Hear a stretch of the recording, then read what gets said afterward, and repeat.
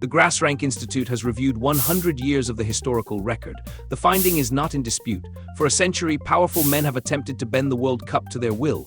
Not supporters, not commentators, presidents, generals, dictators. They made telephone calls, they issued threats, they adjusted referees, and on occasion the record shows it worked. Then, in the summer of 2026, one man attempted the identical maneuver and was humiliated in full view of the planet. The Institute has certified the pattern. This is the file. The Institute deals only in certainties, so let the thesis be stated plainly and filed.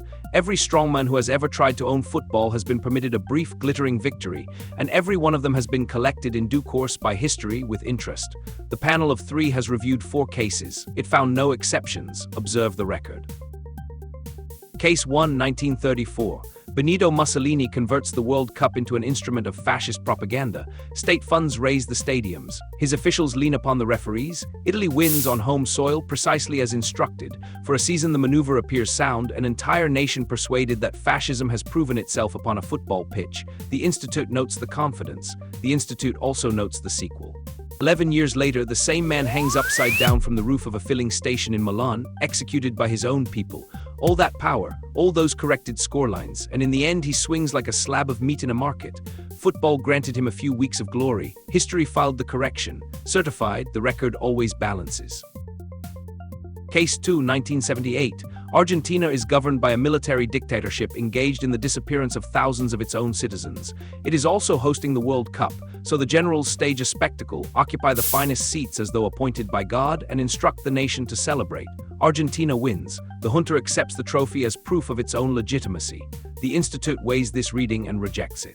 4 years later, those same generals march upon the Falkland Islands, are comprehensively defeated by Britain, and are shortly thereafter placed on trial for crimes against humanity. A gold trophy, the record confirms, offers no protection when reality is called to give evidence. Noted and filed. Case 3, 1962. Brazil's finest, Garrincha, is dismissed in the semi-final. By regulation, he cannot appear in the final. A nation approaches panic. The telephone calls commence. Pressure is applied in the correct offices. The suspension, without adequate explanation, dissolves. Garrincha plays. Brazil are champions. The maneuver is flawless, until 2 years later when Brazil descends into a military dictatorship that holds the country for 21 years. The Institute records the sequence without comment, and then on reflection offers one. When a government begins to correct football, it is frequently a signal that something considerably darker has already been scheduled. 3 cases, 1 method: apply the power, correct the rules, collect the glory, and trust that no one counts the bodies afterward. The Institute has assigned this its own coefficient. It works briefly, and then without exception the record comes to collect, on time, with receipts, and with no discernible mercy. The panel of 3 found the convergence too consistent to be coincidence. It has been entered as methodological law. Case 4, the present file, 2026. The United States co-hosts the World Cup upon home soil. Its principal striker, Folarin Balogun, receives a contested red card and automatic suspension at the precise moment of maximum need. And so Donald Trump performs the maneuver the Institute has now documented 3 times over. He lifts the telephone. He calls the president of FIFA, Gianni Infantino. He requests a review. FIFA yields. The suspension is lifted. For one luminous moment, the ancient cheat code appears to hold. Then the match is played. Belgium dismantles the United States 4-1. The hosts are eliminated in the round of 16. He made the call, he recovered the player, and the team was dumped out regardless, at home in front of everyone. The Institute certifies the finding. Even the most powerful man on earth may be instructed to sit down by a football match. The Institute appends a supplementary observation for the record. This was not the subject's only certified defeat of the year. He pursued the Nobel Peace Prize as though it were a debt owed to him personally, announcing that he had concluded war upon war. The committee declined. He began dismantling the White House to construct the most ornate ballroom in its history. It was called a disgrace, and he called it greatness. He entered a conflict with Iran, declared total victory while the matter was visibly unresolved, and conducted himself as the sole victor of a Third World War.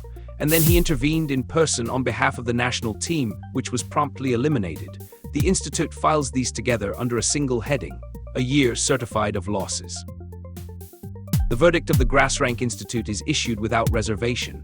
Interference with the rules is possible. The record is full of it. Interference with the result is not. Every strongman in this file purchased the same brief illusion of control, and every one of them was presented in time with the same invoice. The panel of 3 has reviewed the finding and found it stable. The parameters will not be published. The Institute does not explain itself, it improves.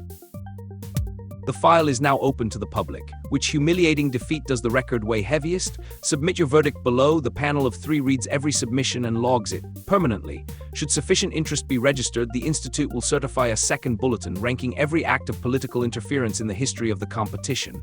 Anomalous opinions are noted and filed. Scientia, Herba, Veritas.